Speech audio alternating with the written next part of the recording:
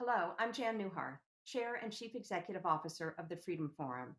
Welcome to First Five Now, a Freedom Forum conversation series exploring the complex questions our First Amendment freedoms face today and featuring current newsmakers who put their freedoms into practice. The Freedom Forum recently released the results of a survey asking a diverse group of more than 3,000 Americans what they know and believe about the First Amendment. Our findings show that Americans overwhelmingly consider the First Amendment vital. But our nation is also deeply divided and uncertain about key First Amendment issues. Today, we'll talk about the freedom of petition. It's the least known First Amendment freedom, according to our survey. But Americans use the right to petition more than they realize. You'll hear from Melody Fields Figueredo, Executive Director of the Ballot Initiative Strategy Center, on how the power of petition works through ballot initiatives, a grassroots tradition of American democracy. This program is brought to you by the Freedom Forum, which fosters First Amendment freedoms for all.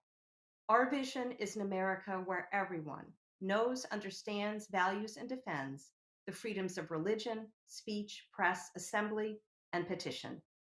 And now, here's what a cross-section of Americans say about freedom of petition. Freedom of petition is the safety valve. There's a way that we can leverage our position as citizens. That helps our voices be heard.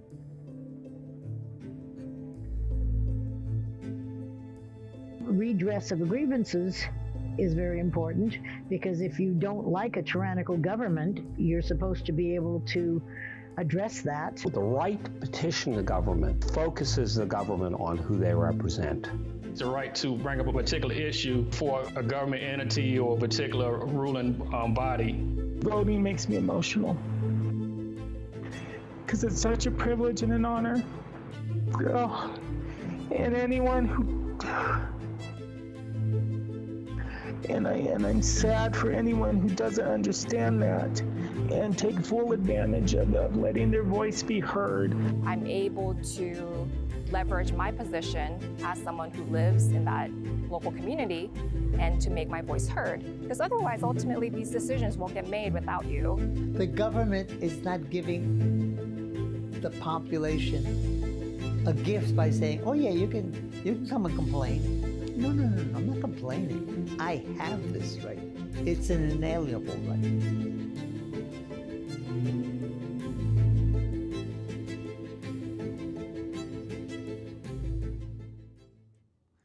Hello, and welcome to First Five Now. I'm John Maynard, Senior Director of Programs at the Freedom Forum. As you can see from that clip, which featured voices of some of the more than 3,000 Americans who took part in our latest First Amendment survey, our nation is passionate about the freedom to petition the government to redress grievances. Our survey found that 73% of respondents say they have signed a petition, and many have petitioned in other ways.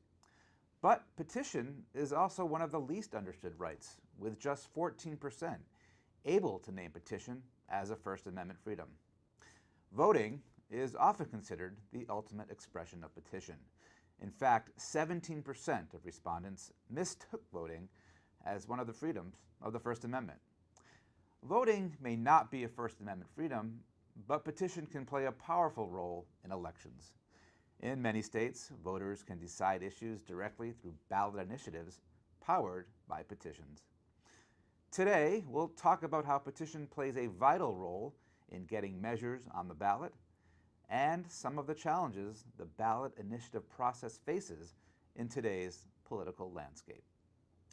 We are joined by Melody Fields Figueredo, Executive Director of the Ballot Initiative Strategy Center, the go-to organization for ballot measure advocates, which works with local, state, and national organizers to support ballot measure campaigns. Chris has led BISC as Executive Director since June of 2018, bringing nearly 2 decades of experience in advocacy, creating collaborative spaces, and movement building.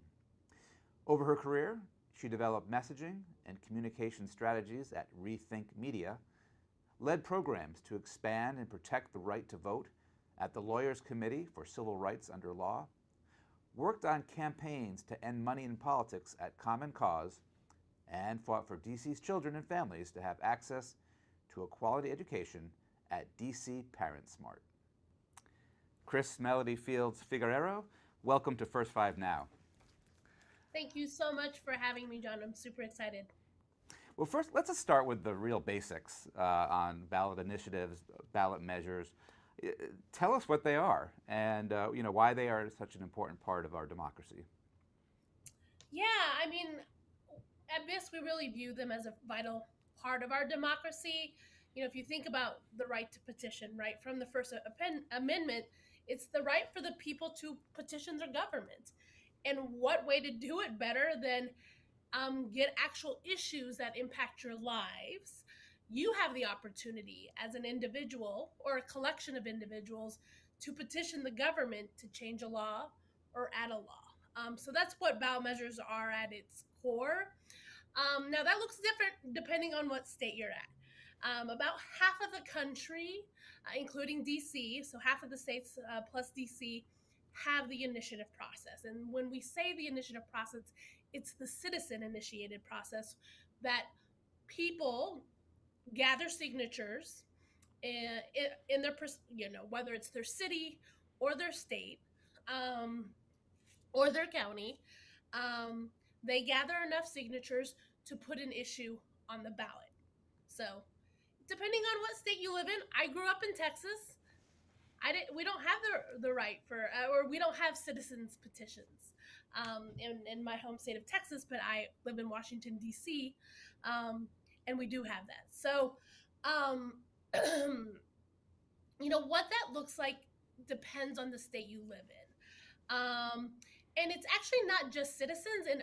In almost the majority of the states, state legislatures actually can put something before the ballot too.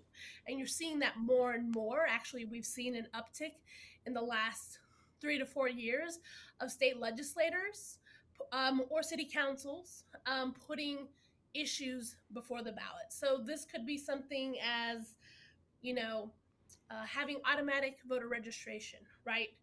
Actually giving citizens the opportunity to decide whether they want that. Whether you want to increase funding for public schools. And that, this happened in 2020 in Arizona where high income tax earners, it was a raise on high income tax earners to have more funding for public schools. So there's a number of issues that can be placed before voters on election day. We just had an election just a couple of weeks ago, and so a lot of municipalities all across the country addressed issues from housing to revenue to reimagining public safety. So one important note around the initiative process, they've been around for about 120 years, and they were actually created because the people didn't think they had much say in governments. Corporations, the railroad barons in California really had a stranglehold on state legislatures. And so that's where the petition process was born. And if you flash forward to today, feels pretty familiar, right? Something that I think folks feel very much. And I don't think ballot initiatives are in conflict, or they shouldn't be seen as an adversarial tool to representative government. I actually think direct democracy and representative government should and can coexist. And it's really about giving people the power to determine and giving them the agency to determine what they want to see happen for their community. Great. That's a perfect way to start the program, kind of a Ballot Initiative 101 class for our viewers. I do want to get into, you mentioned the recent election, off-year election, and I want to talk about some of the ballot initiatives you worked on and maybe even going back and also looking forward. But, as I said in the opening, petition is the least known freedom of the First Amendment, according to our survey. So tell us what, a little bit about how someone who wants to see a change in their society, in their community, local level, national level. How does someone get the petition process started? Yeah, it will often, the rules, I mean, this is just so typical of the United States. The elections and how we govern is different state by state, right? So often it is something as simple as gathering a number of petition signatures on a particular issue. And it might be impacted by how many you get in thinking about a statewide initiative. There might be a geographic distribution requirement, right? So making sure that there are petitions gathered from across the state or across the city to ensure that people from all parts of the states have a part of that process. There are often deadlines in a state of when you have to gather signatures by. There's what they call a cure period to validate those signatures through your local election officials. And often what we see, and especially we've seen in the last several years, is a lot of grassroots organizations using their organizing power, and we believe that's incredibly important,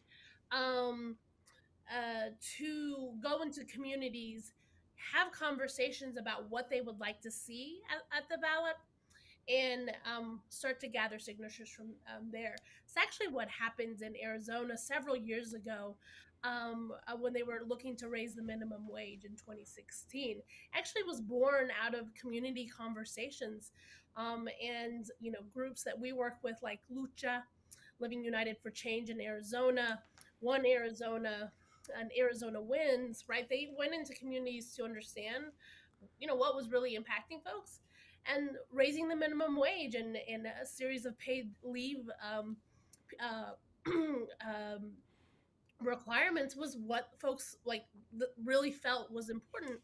And that really grew the organizing power in the state. It actually grew the coalitions and the types of groups working with each other in that state. And it's actually been pretty fundamental to how folks in Arizona are organizing around building political power. You have a long history with advocacy and movement building. What do you think the key is in engaging people and affecting change, at the ballot box? Listen to them. Go into communities. I am a queer woman of color. Came to the United States at a very early age, around 3. And I didn't get into politics because I grew up with politics. My dad was a maintenance manager, electronic engineer. My mom was a domestic worker. She cleaned houses. But we always talked about things that were impacting our family and our communities around the kitchen table. And I think that's something so fundamentally American, right? When I started to do advocacy and political work, I started where a lot of folks start, working on campaigns. What I quickly learned is what I loved and valued was democracy at its core is organizing people. And going directly into to those communities and listening to folks. And people like me are often not a part of the decision-making or policy process. So for us and our belief at BISC is those closest to the pain are closest to the solution. And those are quite often the folks who are not part of that decision-making or policy-making table. So it's so important to listen to folks, just straight up listen. Old school community roundtables, or going to the barber shop. People will tell you they are very astute and understand what is plaguing their community, what is preventing them from thriving or being living with dignity. They understand the economy isn't great and I'm not getting fair wages, right? They understand that our kids need, good public schools and an opportunity, right, for public education. People get that.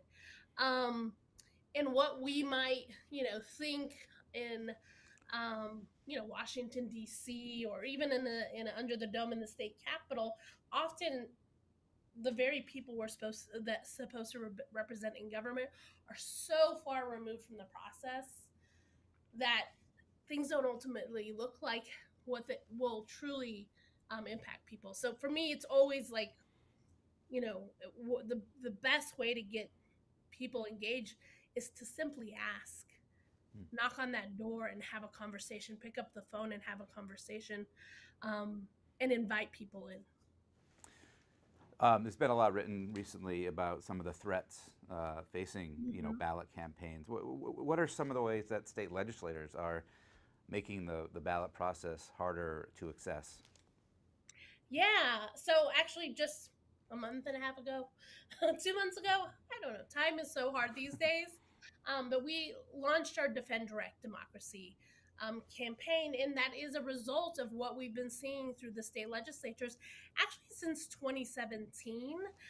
But it feels like it quadrupled this last state legislative session, where state legislatures have been attacking the initiative process. So the right for citizens to not only use the initiative process, but also voter approved initiatives. They blocked many of them from being implemented.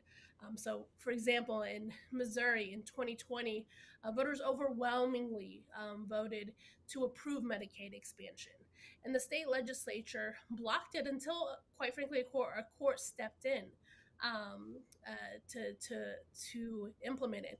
In 2018, when Florida passed rights restorations for formerly incarcerated, the state legislature really tried to block that from happening and added additional things like paying fines and fees before you could get your voting rights restored. So, we've seen both the failure of legislatures to move these voter-approved initiatives forward to actually making changes to the amendment process itself, from raising the amount of signatures you have to get to raising the threshold of percentage that an initiative has to pass, making it really cumbersome with these geographic distribution requirements. This year alone, we tracked 146 bills that would change the initiative process in some way. We've never seen when we were tracking this in 2017, it was more than a couple dozen, I think between 30 and 40. So you can see the amount of increase. And we believe that this is happening is because more grassroots and Black and Brown led organizations are using the initiative process. We have actually been winning more progressive issues, from anywhere from raising the minimum wage to voting rights restoration to ensuring communities have clean water, clean air. All of these progressive issues have been actually quite popular and successful regardless of political party affiliation. I think that's actually one of the beautiful things about ballot initiatives is they transcend political parties, because people see on their ballot, on that paper, right, whether it's mailed in or they go to the polls and vote, they can see, oh, well, yeah, I need to raise the $15 to minimum wage. They can understand that very clearly outside of what we might see in a partisan discussion. Right. We touched on this early on, but we just had an off-year election. I was wondering what are some of and let's not even just this past in 2021, but maybe even going back a few years, 2020, 2018. What are some of the ballot measures that your organization kept an eye on and maybe pushed for and found success? Yeah, well, first of all, there are no off-year elections. I mean, there are certain elections that get more attention, right? Presidential election years, congressional races, right? Obviously, but there is so much power at the local level, and certainly at the state level. There's always some way to get engaged in the political process in government. And I do think it is problematic for us to say something like off here, because then we devalue some really critical issues that are happening at the local level. I mean, and yes, we do see lower turnout, but I think if we put as much value and weight into these, off year elections, I think we actually might see a different type of participation from folks. But this last, just a few weeks ago, there were issues. Generally, there in the last several years, there have been 3 issue areas that have sort of risen to the top as priorities for folks. Anything related to the economy, so anything from wages to paid leave, anything related to revenue and increasing the amount of money a state can get for things from for public good, anything related to housing. Actually, housing in 2021 had a really successful year. We are in an affordable housing crisis in the United States, and several municipalities across the country took power into their own hands to address the housing crisis that we have. The other big bucket is issues related to our democracy. So anything from voting rights to money in politics to redistricting to the petition initiative process itself, right? That's another bucket, and we've seen this be increasingly used, really in the last several election cycles. And then the third bucket is anything related to the criminal legal system or restorative justice. So anything from sentencing reform to decriminalization of drugs to what we saw this last in 2021 to reimagining public safety. I mean, a lot of folks were talking about Minneapolis, which unfortunately did not win at the ballot, but over 60,000 of folks in Minneapolis actually voted yes to reimagine what public safety can look like in their city after, an incredibly heartbreaking year in the wake of the murder of George Floyd. But also in Cleveland, they passed one of the most, I would say, the police oversight boards, citizen oversight boards with police with the most teeth in the country that actually can become a model for other places across the country. In Austin, so I'm a Texan, I'm not from Austin, but I'm a Texas girl. Voters rejected increasing police in Austin, and in Albany, New York too. Again, an initiative to improve police oversight passed overwhelmingly. So those have been the 3 buckets that we've seen of issue areas that have been pretty popular with folks. And I think the interesting thing, and we see this very much from the groups that we work with in our own research, folks see those issue areas as intertwined and interdependent, right? So, people think, a strong economy is tied to a healthy democracy, which is tied to, ensuring that we have a good justice system in the United States. And, I think as, folks who do the work, we often try to separate them. But what we've seen from our research and from folks on the ground, citizens, people, and voters see them as very closely intertwined. Finally, Chris, we've had a lot of talk about petition, and obviously your organization is so wrapped up with that amendment. But I was wondering how the First Amendment in general guides the work that you do at the Ballot Initiative Strategy Center, looking at all 5 freedoms. I was thinking about this question because I think it's one of those things that's in the back of the mind. We may not say it explicitly, but it is definitely, if you think about the First Amendment and specifically the right to petition your government, I mean, there's not a way that we don't think about it, right, in our work, because the very tool that we use to make change is the right for citizens to petition the government. We're also very impacted by Freedom of speech. I mean, if you look actually at some of the most expensive ballot initiatives over the last several years, it is because of the corporate influence on speech. And that is a direct impact of the Citizen United case that happened in 2010, right? So it's those things that are, I don't think any of our staff meetings were like, what are we going to do today to ensure that we have a strong First Amendment? But if you think about the ideals, right, behind the First Amendment, from, you know, freedom of speech and the right to assemble, and the right to petition, it's very much present in the work that we do at BISC. Melody Fields Figueredo is the Executive Director of the Ballot Initiative Strategy Center. Chris, thank you for sharing all your great insights with us today on First Five Now. Thank you for the opportunity. And if folks want more information overload, go to ballot.org and you will get a ton of information to learn more.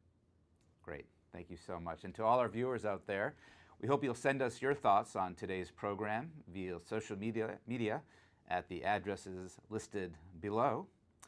And we'll be posting a recording of this event on our YouTube page, and you can post comments there also. And please join us on Tuesday, November 23rd at 2 p.m. for a special program celebrating Native American journalism and 30 years of the Freedom Forum. In celebration of Native American Heritage Month, we'll spotlight the Freedom Forum's 30 years of training, mentoring, and promoting Native American students and journalists. This program is the latest in a series marking the 30th anniversary of the Freedom Forum. I'm John Maynard. Thank you for joining us for First Five Now.